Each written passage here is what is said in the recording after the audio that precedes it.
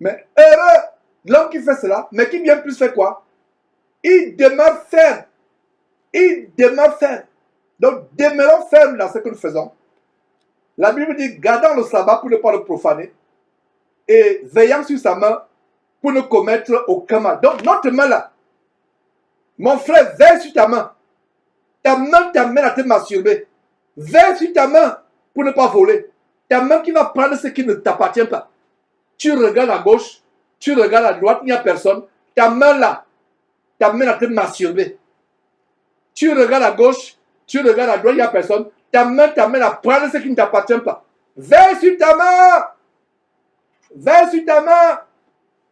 Donc pratique ce qui est droit. Pratique ce qui est juste. Et demeure dans cette pratique. Heureux ceux qui font cela. Celui qui fait cela, ceux qui font cela, pardon. Gardant le sabbat. Je vais revenir très brièvement sur le sabbat. Pour ne pas le profaner. Et veillant sur sa main pour ne pas commettre. Veille sur ta main. Ta main qui t'amène à prendre la télécommande. Pour commencer à zapper. Rechercher si tu peux regarder les films X. Les films porno. Ta main. Veille sur ta main. Pour ceux qui ne savent pas,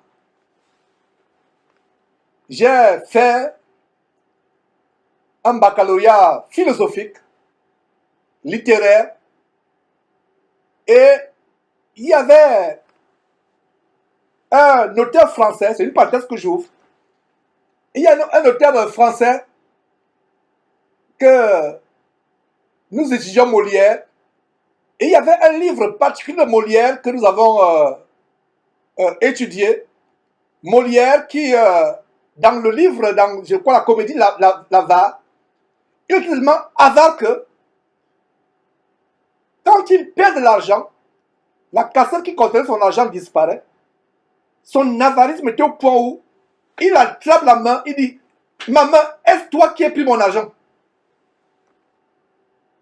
Quand je lis ce passage, ce verset ne dit pas de faire comme Molière, dans son ouvrage, sa comédie célèbre française, L'avare, qui attrape sa main, qui dit, maman, est-ce toi qui as pris ma main?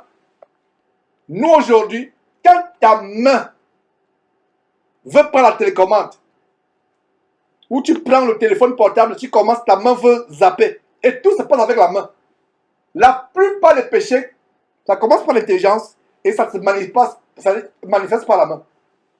Quand tu vas sur Internet, n'est-ce pas la main qui va sur Internet pour rechercher la pornographie, pour rechercher les femmes nues, les hommes nus? Quand tu prends le téléphone, ce n'est pas la main. Quand tu regardes à gauche, tu regardes à droite, tu poses la main sur l'objet qui ne t'appartient pas pour prendre, ou l'argent d'autrui pour prendre. N'est-ce pas la main?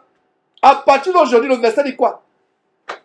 Veille sur ta main, attrape ta main, dis à la main, contrairement à la l'avare de Molière qui disait, maman, est-ce toi qui as pris mon argent? Contrairement à lui, nous devons dire aujourd'hui, maman, je t'interdis de toucher à ce qui est impur. Je t'interdis d'aller faire ce qui n'est pas correct. Je t'interdis d'être posé sur une vierge. Je t'interdis d'être posé sur une femme autre que ma femme. Je t'interdis de caresser une autre personne autre que mon conjoint, ma femme ou mon épouse, ma femme ou mon mari, selon qu'on est homme ou femme. Je t'interdis. Gardant, veillant sur sa main. Nous veillons. C'est un combat. C'est un combat.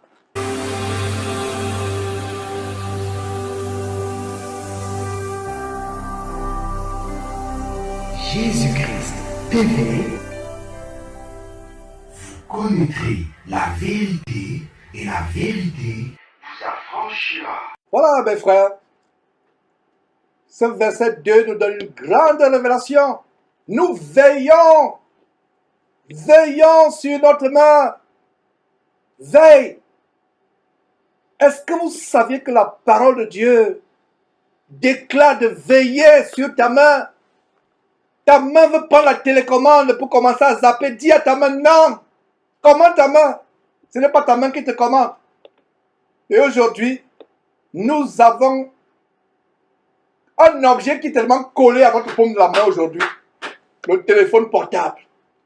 Tout est là à portée de main. Le téléphone portable a remplacé la paume de la main. Et voilà une prédiction. Je ne sais pas si elle se réalisera, mais dans quelques années, vous n'aurez plus besoin de téléphone portable. On vous met une puce dans le corps et vous commencez seulement à taper sur la paume de la main. La paume de la main devient un écran où vous regardez tout. Je ne sais pas si ça va se réaliser, mais voilà une prédiction que j'ai faite. Je n'ai pas dit prophétie, mais je prédis cela.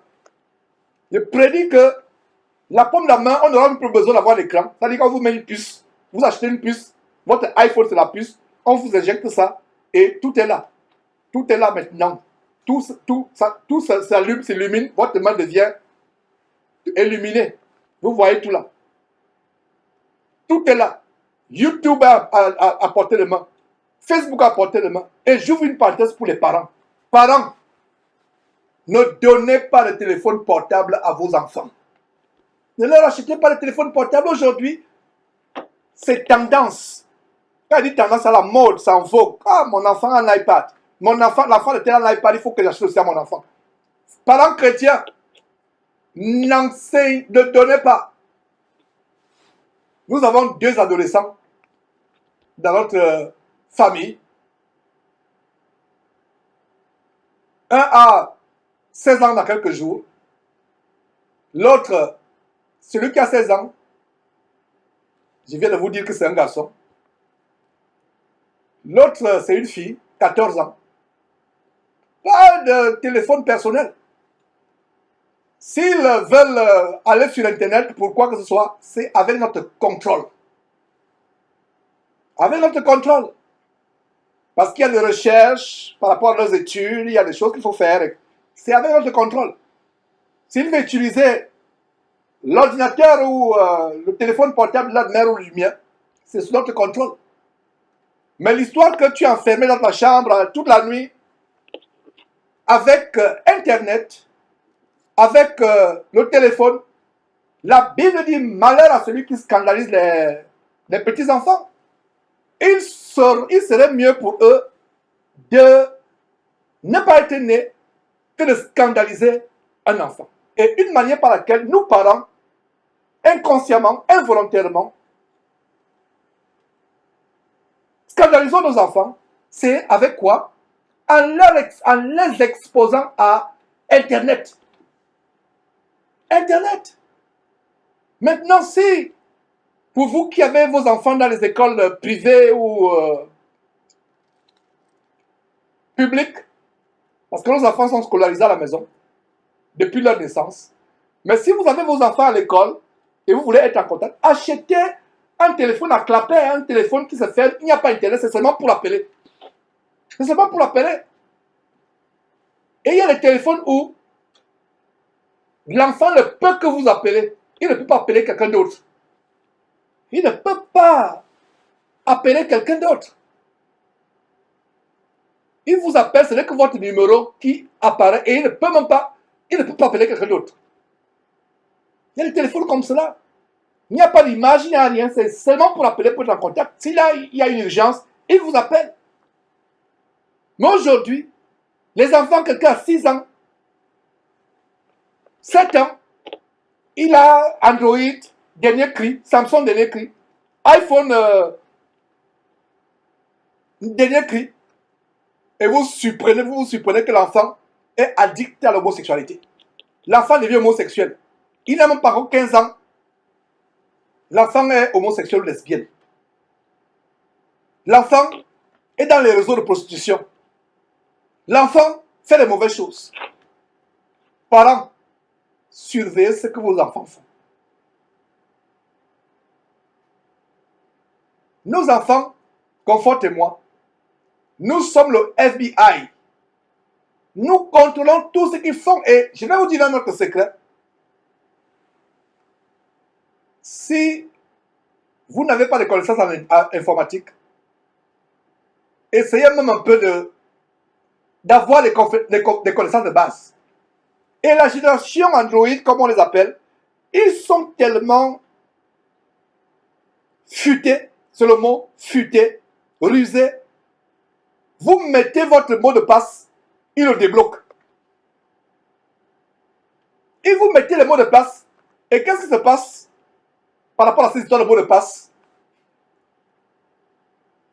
Mettez un verset biblique comme mot de passe. Mettez un verset biblique. Et ne mettez pas le verset le plus court de la Bible. En passant, qui sait quel est le verset le plus court de la Bible? C'est Jésus pleura. Voilà le verset le plus court de la Bible. Mettez un long verset biblique. Donc, quand vous allez vous ouvrir votre ordinateur ou votre téléphone, tapez ce mot, un verset biblique. Ça veut dire que vous-même, avant d'accéder à votre ordinateur, ça vous prend 1 à 2 minutes pour accéder tous les jours. Parce que si vous mettez n'importe, il va savoir. Donc, mettez un verset biblique. Alors, pour décoder, pour hacker votre téléphone ou votre ordinateur, il faudrait qu'il mette tous les versets bibliques de la Bible. Alors, c'est une bonne chose, il va être amené à étudier toute la Bible, n'est-ce pas? Il sera amené à étudier toute la Bible de Genèse, Apocalypse pour avoir le mot de passe de papa et de maman pour accéder à l'ordinateur.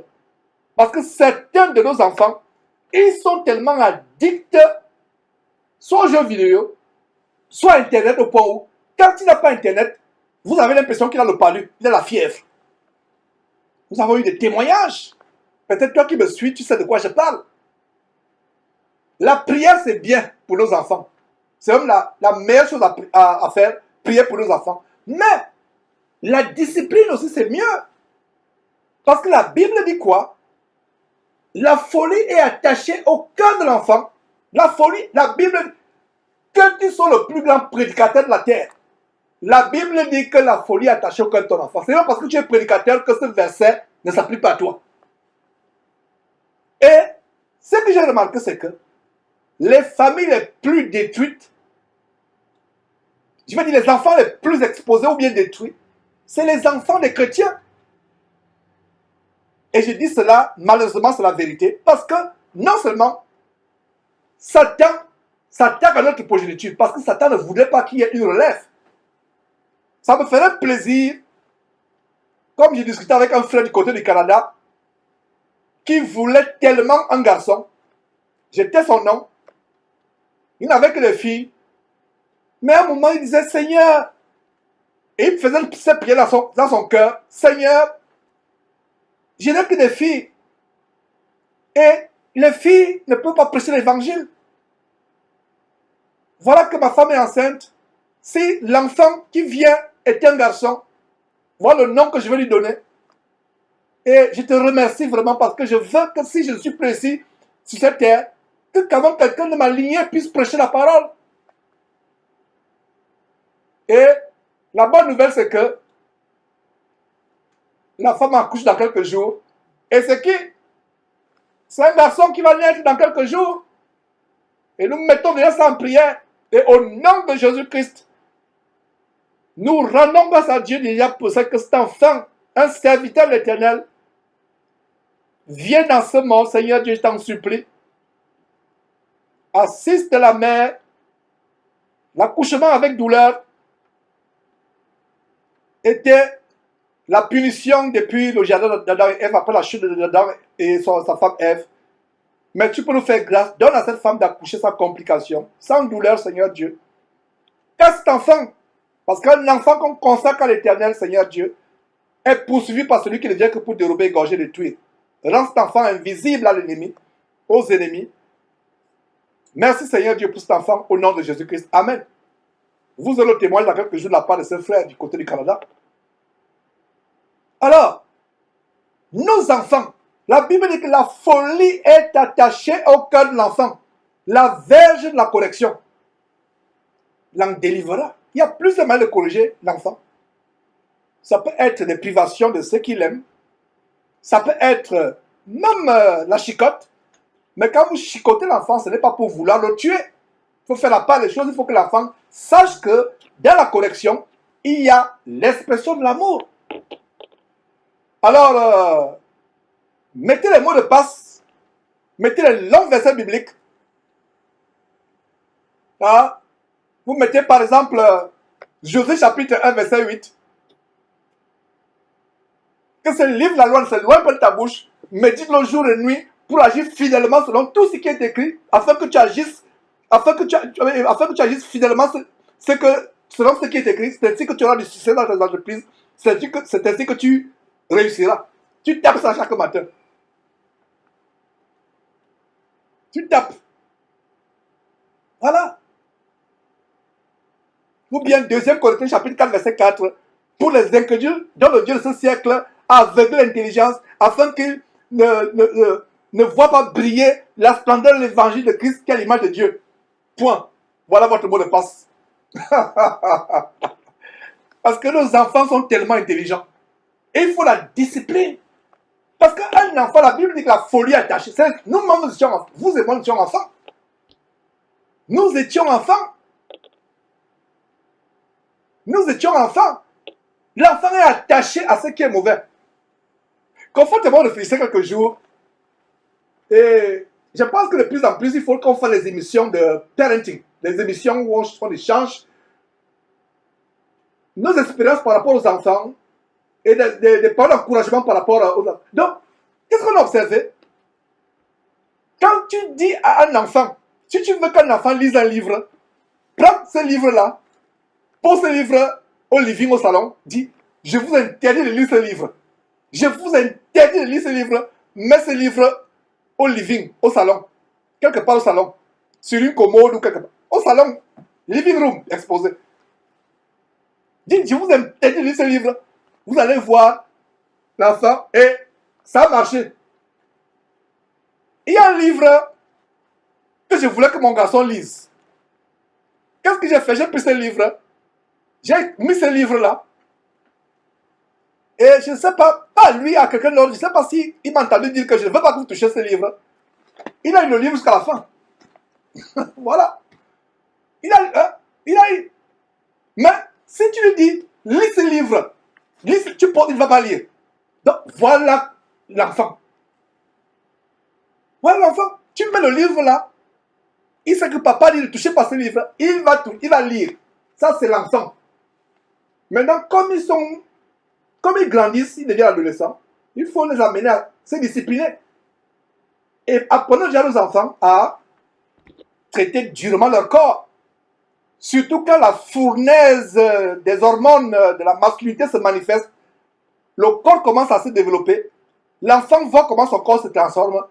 C'est là où, en tant que parents, nous devons montrer aux enfants comment dompter ce lion qui est en train de rugir de leur corps sur le plan de la sexualité.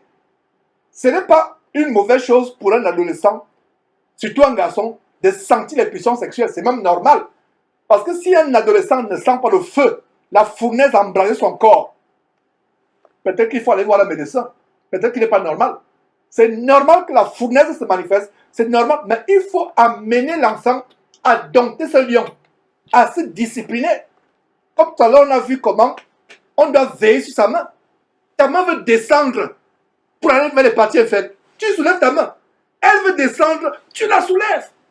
C'est ça. Il faut enseigner à l'enfant de se discipliner, comme le verset 2 qui dit, veille sur ta main.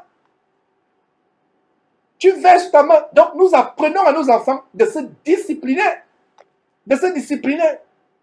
Donc la folie attachée au cœur de l'enfant, comme il disait, l'enfant aime ce qui lui est interdit. Et ça vient de qui?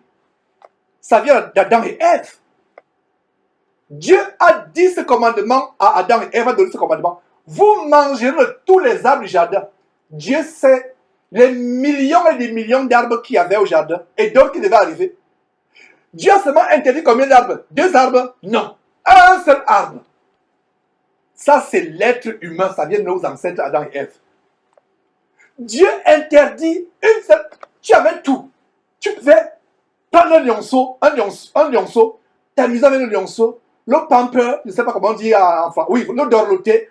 Tu pouvais t'amuser avec, je ne sais pas, en crime dans l'eau, t'amuser avec un requin, il te mord pas, avec une baleine. Tu pouvais manger de tous les arbres, grimper dans tous les arbres, jouer avec tous les arbres, même manger tous les arbres du jardin. Mais il y avait un seul arbre. Et c'est l'arbre là qui attire Adam et Ève. Ça vient de la nature de notre nature adamique, de notre ancêtre. C'est ce qui est interdit qui est, ce qui est interdit qui est bon. C'est ce qui est interdit. Il y a des hommes qui trompent leur femme parce qu'ils ne sentent plus rien avec sa femme. Il dit, cette sensation de faire les choses en cachette, cette sensation d'être en train de voler quelque part, d'aller avec la femme, de trouver en cachette, c'est ça qui est épicé, c'est ça qui épice. Le péché attire. Le péché séduit. Comme je parlais des enfants, si tu veux qu'un enfant lise un livre, mets le livre quelque part, dis, ne touchez pas ce livre. Quand tu n'es pas là, ils prennent le livre, ils vont lire. Et c'est comme ça que j'ai eu mon garçon. Il y avait un livre que je voulais qu'il lise. J'ai posé. Ce n'est pas lui que j'ai dit, je veux pas, j'ai dit ça ouvertement pour qu'il entende. Il a dit que ne touchez pas ce livre s'il vous plaît. Ne touchez pas ce livre. Et je passe quelque part, il est au coin, je guette, il est concentré avec le livre, je souris, je dis oui. Voilà. Voilà.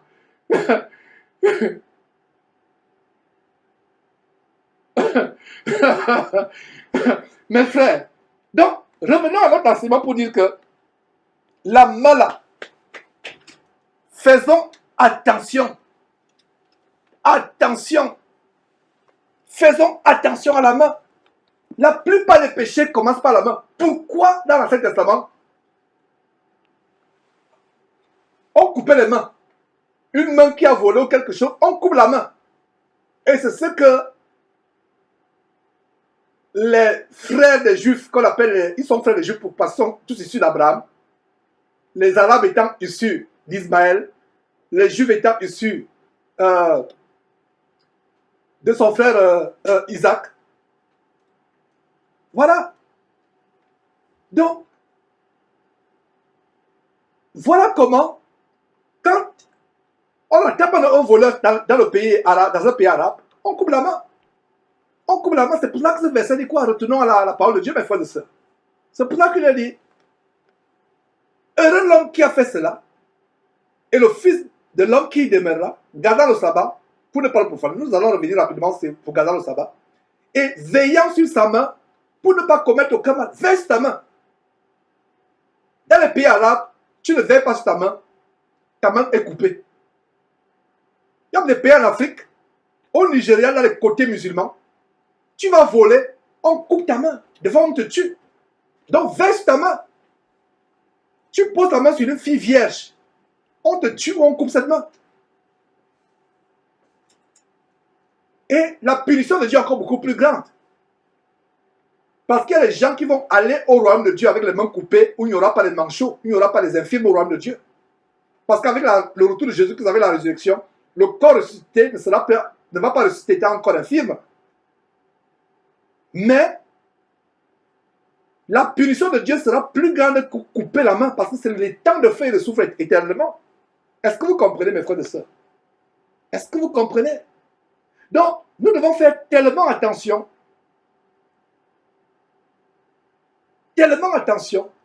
parce que Dieu voudrait que notre corps, la Bible dit que le corps c'est le temple de Dieu.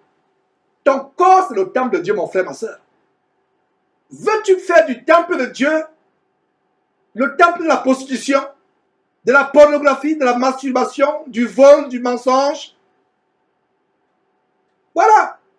Fais attention à ce que tes yeux regardent sur Internet ou dans la rue. Même nos oreilles, fais attention à ce que nos oreilles écoutent. Il y a un de nos enfants, une fille, qui est intéressée à la musique.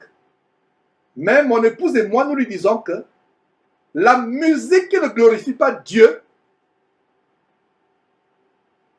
est du diable. La musique, le but de la musique, c'est pour glorifier Dieu. Le but de la musique, c'est pour la gloire de Dieu. Et je ne parle pas de cette musique du mouvement soi-disant gospel, de cette musique pseudo-chrétienne qui ne sont que des inspirations lucifériennes. Quand tu ouvres ta voix pour chanter, c'est pour Dieu. La harpe de David, je ne parle pas du groupe abominable ivoirien, le groupe de bordellerie, de prostitution en Côte d'Ivoire qui a osé usurpé de la harpe de David. Mais la harpe que David, de la Bible, avait, quand David jouait la harpe, c'était pour glorifier Dieu. Et l'esprit impur qui tourmentait le roi Saül se calmait et partait. Donc la musique doit être pour adorer Dieu. Donc même ce que nous entendons, ce que nous voyons, même ce que nous mettons dans notre bouche, est-ce que vous voyez comment le diable utilise tous nos sens pour nous détruire? La main pour aller faire les mauvaises choses sur Internet, pour te masturber, pour voler. Les yeux, oh là là, tu regardes seulement les femmes nues dans la rue ou sur Internet.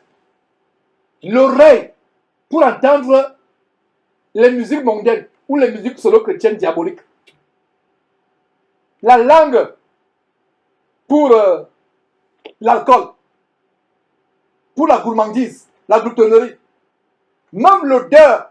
Est-ce que vous savez qu'il y a des drogues, des personnes qui sont possédées par les démons, qui respirent les drogues? Ils respirent la peinture. Ils respirent. Quand ils passent dans un supermarché où il y a la peinture, oh là là, il a l'impression qu'il est devenu une hirondelle, un oiseau qui a que le voler. Ils aiment sentir le pas. Donc tout ce que Dieu a créé dans notre corps, Satan utilise cela pour nous faire pécher. Les yeux pour se souiller sur Internet. Regarde la pornographie. La langue pour manger, pour abuser la nourriture, ou pour mentir, ou pour tromper, ou pour boire la bière, les liqueurs fortes. Vous pouvez boire du vin de temps en temps, en mangeant, ce n'est pas interdit. Mais boire pour s'enivrer, ou d'autres qui sont possédés au point où, quand ils sentent les parfums, quand ils sentent le vernis, il y a des personnes qui sont possédées. Quand ils vont dans le supermarché, ils passent là où on fait les ongles. Quand ils sentent ça, il a l'impression qu'il est devenu une libellule ou un papillon pour voler. C'est ça. Donc notre corps, nous devons l'assujettir. Nous devons assujettir notre corps. Nous devons l'assujettir. Le retenir captif. La Bible dit, comme une ville assiégée qui n'a pas de muraille, ainsi est un homme ou femme, qui n'est pas maître de soi-même. Mon frère, sois maître de tes yeux. Sois maître de tes oreilles. Tes oreilles à quelqu'un, je ne sais pas qui me disait il y a quelques jours que quand la personne est dans un supermarché ou dans le métro où il y a une musique qui est forte, soit la personne bouge ses oreilles, soit la personne met la vraie musique chrétienne, les vrais cantiques comme les cantiques que nous mettons en début d'émission, en début d'enseignement de Jésus-Christ TV. Elle met ça à ses oreilles et elle hausse le volume. Contrôle. Si tu prends un verre de vin en mangeant, il faut savoir tes limites. Si un demi-verre est suffisant pour toi, limite un demi-verre. Mais si tu sens que si tu dépasses un demi-verre, si tu dépasses un verre, tu commences à avoir les vertiges, tu connais tes limites. Si tu passes quelque part, le vernis à ongles commence à te faire sentir à l'aise, tu commences à sourire seul, tu commences à voltiger, à te dandiner, à être content, tu sens qu'il y a un problème. Et sens que c'est une attaque diabolique. C'est la même chose de peinture. Il y a des gens qui se cachent, ils ouvrent le pot de peinture, ils commencent à inspirer, et plus tard vous venez le trouver évanoui. Et des fois, ça entraîne quoi? Ça peut entraîner la mort. Faisons attention, et le diable est derrière. Donc ça veut dire que si vous avez ces choses, prenez autorité au nom de Jésus-Christ. Voilà. Donc la main là. Retournons à ce verset évoluant, mes frères de sœurs. Il y a tellement de choses que j'aimerais dire. Mais le temps ne nous permettra pas de... Voilà. Donc verset 2. Heureux l'homme. Heureux, il n'est pas dit malheureux. Heureux l'homme qui fait quoi? Qui fait cela? Cela renvoie à quoi? Au verset 1 qui dit que 1. Observer ce qui est droit. 2. Pratiquer ce qui est juste. Donc heureux verset 2. Heureux l'homme, homme ou femme, qui fait cela. Et le fils de l'homme qui y demeure faible. Non seulement tu fais cela, tu observes ce qui est droit, tu pratiques ce qui est juste, mais tu demeures ferme. Gardant le sabbat pour ne pas le profaner, on va revenir sur le sabbat. Et veillant sur sa main pour ne commettre aucun mal. Veille sur ta main. Veille. Tu as ta main. Tu dis, mais là, je t'interdis d'aller sur Internet, je t'interdis d'aller sur un clavier pour voir, pour faire ce qui n'est pas correct. Je t'interdis de te poser sur une femme, autre que ma femme. Je ne suis pas encore marié, donc tu ne te poseras jamais sur le corps d'une femme. Toi, maman, le premier corps sur lequel ma main se posera si je ne suis pas encore marié, moi, homme, c'est mon épouse, ma femme. Le premier corps où toi, maman, tu vas te poser si je suis une femme, c'est mon époux. Si je suis marié, ma main ne se posera pas sur la cuisse d'une autre femme. Ma main ne se posera pas sur l'épaule d'une autre femme. Même dans le taxi en Afrique ou le transport en commun, que ce soit en Afrique, que ce soit ici à New York où les gens prennent le transport en commun, faisons attention. C'est-à-dire que même, tu es dans le taxi, tu sens comment vous collez. C'est pour cela que vraiment, si vous n'êtes pas éloigné de votre... si vous n'êtes pas tellement éloigné de votre maison, de votre lieu de travail, si vous pouvez marcher, aller à pied, allez à pied. Mais de toute façon, vous vous collez là. Vous vous collez. Et il y a un frère qui a témoigné, je ne peux pas donner son nom parce que c'était une faiblesse qu'il a eue, il a témoigné et je rends grâce à Dieu de ce qu'il a compris, il s'est repenti. Il entre dans un taxi en Afrique et le voilà, il se retrouve à le poser la main sur la cuisse de cette personne. Et qu'est-ce qui s'est passé? Il s'est retrouvé tout souillé, mouillé, souillé. Voilà. Tout simplement parce que la personne l'a collé dans le taxi. Et il a senti le courant électrique le traverser de la plante de pied jusqu'au cerveau en passant par la colonne vertébrale. Et donc voilà qu'elle pose la main. Mes frères, donc la main là, il faut discipliner. Le péché, nous devons être en guerre contre le péché. Il ne faut pas être facilement KO. Le péché, quand même pas contre Jésus, déjà KO. Non, il faut être fort contre le péché. Non, vraiment, non, il faut résister. Et la meilleure façon de résister, c'est que mon jeune frère, si tu n'as pas pu résister, va voir ton père, va voir ta mère.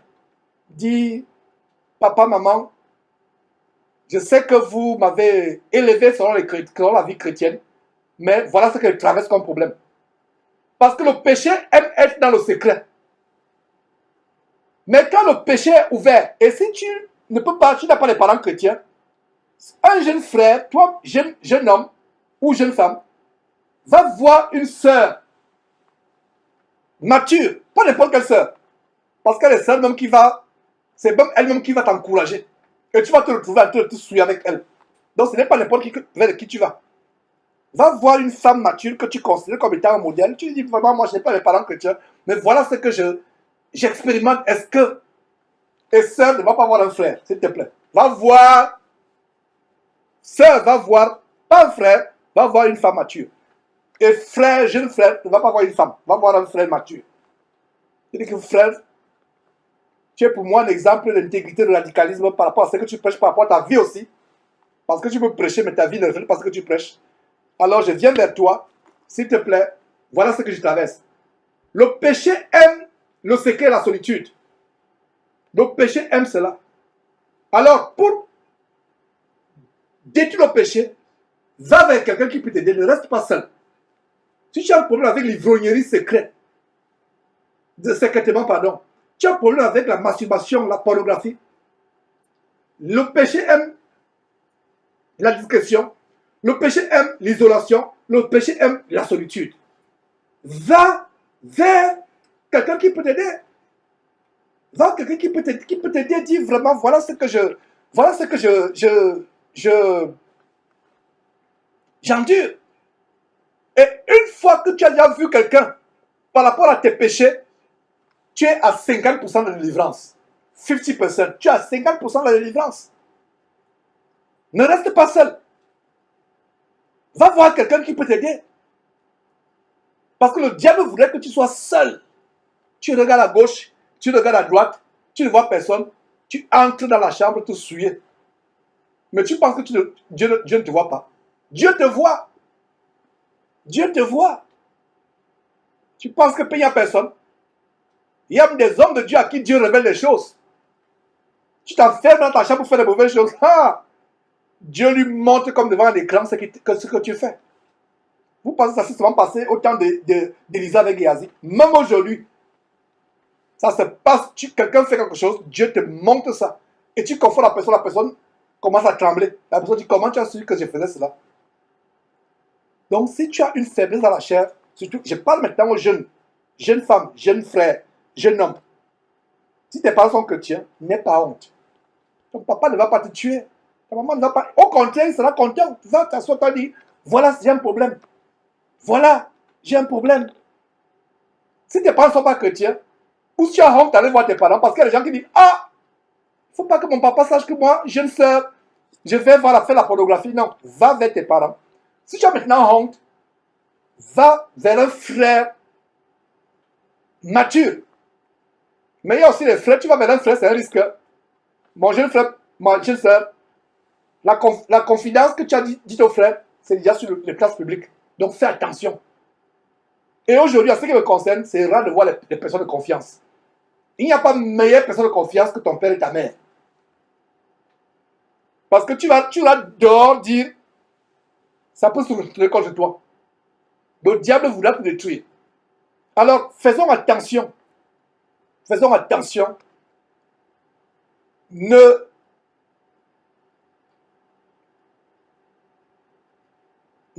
soyons pas dans une situation où, dès que le péché même, le péché fait seulement ça, tu es déjà KO. Résiste. Résiste. Ne soyons pas facilement ébranlables. Ne sois pas KO facilement. Même les gens qui font la boxe. Vous avez déjà vu un boxeur, dès qu'il lance seulement, il lance un coup. Il n'a pas encore touché. Il fait seulement ça, l'autre est déjà tombé. Non. Ça veut dire que ce n'est pas un boxeur. Un boxeur, il faut d'abord qu'il reçoive un coup. Et les vrais boxeurs, il est tellement entraîné à prendre les coups. Mais imaginez que quelqu'un là, vous voyez, il est bien costaud, mais il commence à boxer. On envoie un coup. Le coup là, c'est mal, l'air, il est KO. Ça peut vous amuser, n'est-ce pas? Mais c'est ce que nous faisons. Nous péchons facilement. La Bible dit, nous n'avons pas encore lutté jusqu'au sang. Résistons! Résistons au péché! Résistons au péché! Résistons! Alors mes frères, évoluons.